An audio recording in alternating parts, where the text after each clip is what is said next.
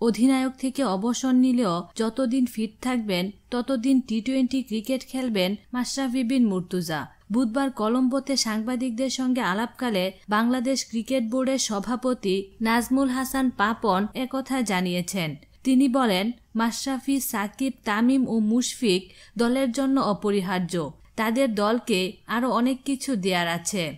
মাশরাফি দল থেকে বাদ পড়ার কোনো কারণ নেই। যতদিন ফিট থাকবে ততদিন মাশরাফি ক্রিকেট খেলবে। তিনি আরও বলেন, মাশরাফি একটা জিনিস সবসময় বলে আসছিল যে এই টি-20 সিরিজটা ক্যাপ্টেন হিসেবে তার শেষ সিরিজ। তার মানে স্কোয়াড থেকে বাদ যাচ্ছে না, তিনি টি-20 খেলে যাবেন। এর আগে মঙ্গলবার কলম্বোর প্রেমাদাসা স্টেডিয়ামে লঙ্কানদের বিপক্ষে প্রথম টি-20 খেলা শুরুর আগে মাশরাফি ফেসবুক স্ট্যাটাসে অবসরের ঘোষণা দেন। তিনি বলেন, আমি মনে করি টি-20 ফরম্যাট থেকে অবসর নেয়ার জন্য এটাই আমার উপযুক্ত সময়।